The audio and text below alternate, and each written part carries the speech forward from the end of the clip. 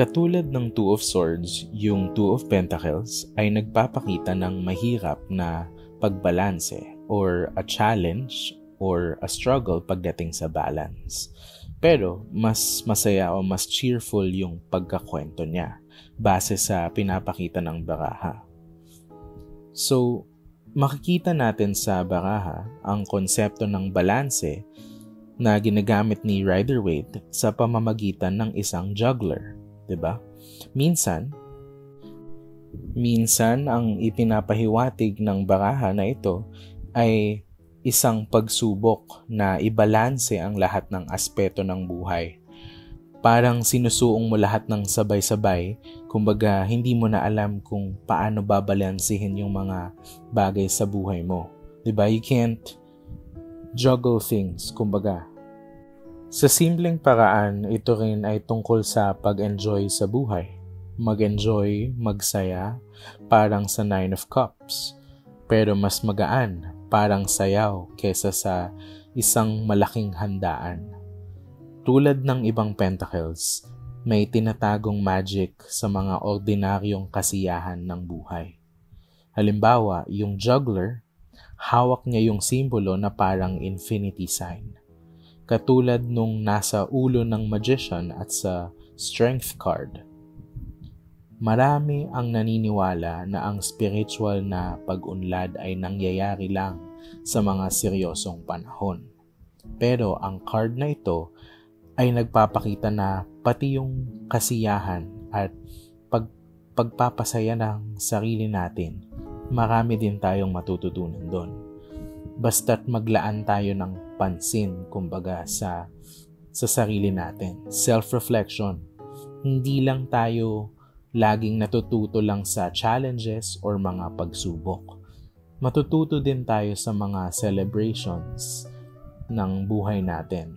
Diba? Hindi lang naman sa hardship nanggagaling ang learnings ng buhay, nanggagaling din siya sa things we're grateful for, sa sineselebrate at pinapahalagahan natin, the things that make us happy. So, in a way, kaya juggler yung ginagamit ni Rider-Waite to get this message across is because meron din tayong matututuhan sa joy, diba? Minsan, kapag ang dami-daming nangyayari sa buhay natin, tapos feeling natin ang dami-dami nating ginajuggle ng sabay-sabay, maaaring pinapaalala ng baraha sa atin ay meron tayong matututuhan na ligaya, 'di ba? Meron tayong makikitang mahika o hiwaga sa sitwasyon natin kahit overwhelmed na tayo. Huwag lang nating kalilimutang magsaya, 'di ba? Hindi maganda yung kakalimutan na nating mag-celebrate at pahalagahan yung mga bagay na meron tayo. Kailangan matuto tayong or kailangan hindi natin makalimutang tumawa, magsaya. Dapat hindi lang laging puro problema na sabay-sabay. Posible din na ang sinasabi ng baraha na ito, si Two of Pentacles, ay kapag marami kang problema na pinagsasabay-sabay or kahit hindi problema, kapag madami kang aspeto nga ng buhay na hirap kang ibalanse, posibleng ang sinasabi ng baraha na ito ay huwag ka masyadong maging seryoso. Huwag mong dibdibin masyado, 'di ba? Kailangan hanapin mo pa rin yung kaligayahan, yung saya, 'di ba? I-juggle mo para kang juggler na nagsasaya. Hindi lang yung parang overwhelmed ka na hindi mo na alam kung paano pagsasabay ng mga bagay. Merong wisdom na mahahanap sa celebration. So, kung ikukumpara natin si Rider-Waite, yung Two of Pentacles niya dito kay Klimt Tarot, makikita natin na iba yung kwento na pinapakita niya, 'di ba? Merong dalawang bata, tapos merong babae na merong pinapasilip sa kanila. So, in a way, wala man yung juggler, tapos wala yung parang act of balancing things. Meron pa rin yung yung advice ng baraha to partake in celebration. Kumbaga, parang don't take things too seriously pa rin. Kasi, di ba, kung makikita natin, may 2 bata. So, parang sinasabi ng baraha is, silipin mo ang mga bagay through childlike wonder or through the eyes of your inner child. Pwede rin na kung titingnan natin sa Klimt Tarot, merong babae na siya yung adult, diba?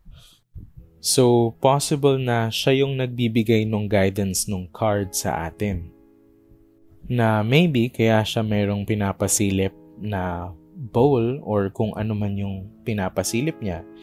It's to say na parang, diba, tingnan mo, maliit lang naman yung mga bagay. Hindi naman siya sobrang dami or sobrang nakaka-overwhelm. Parang silipin mo lang tapos hindi naman siya like napakarami. Maliit lang siya, diba? Parang ganun yung sinasabi niya. Kaya, wag ka ma-overwhelm kasi eto lang siya, parang pinapakita niya, yan lang, tingnan mo, silipin mo. Napakaliit lang niya. So, relax. Huwag ka masyado mamroblema, 'di ba? Pero, kapag nakabaliktad na ang Two of Pentacles, iba naman yung sinasabi niya, syempre. Parang, ang message in reverse is, pinipilit mo na yung kasiyahan. Or, parang, too much na hindi na genuine yung kaligayahan mo or ini-ignore mo na yung mga bagay-bagay tapos gusto mo na lang maging masaya tapos pinipilit mo na hindi, magiging masaya lang ako kahit hindi naman talaga. So, ganun siya kapag naka-reverse na yung Two of Pentacles.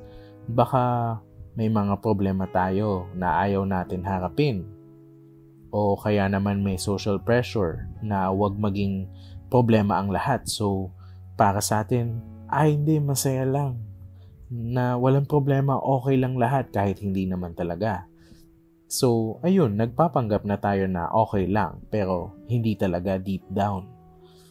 Sa ganitong sitwasyon, hindi magtatagal yung pagpapanggap na okay lang ang lahat. Mawawala at mawawala din yan kasi nagpapanggap ka lang, hindi authentic yung kaligayahan mo. Hindi ka talaga masaya. Pinipilit mo lang or niloloko mo lang yung sarili mo na walang problema. So, hindi ka man overwhelmed, nagpapanggap ka naman, 'di ba? So, iba na yung advice ng card from kanina na huwag ka mag-alala, na don't take things too seriously, na kahit mahirap i-balance yung mga bagay-bagay, kailangan mo lang mag-relax and find the joy, 'di ba, in things. You have to find the time to celebrate and find happiness amidst everything. Kapag in reverse naman, pinipilit mo na yung happiness na yon, na you're trying to fool yourself na masaya ka lang talaga kahit hindi naman. Tapos hindi mo na pinapansin yung mga bagay na dapat mong i-address, yung mga bagay na dapat mong balansehin. Yun ang ibig sabihin ng Two of Pentacles kapag in reverse. Sa susunod ulit, like and subscribe para makita niyo mga videos namin tungkol sa tarot cards.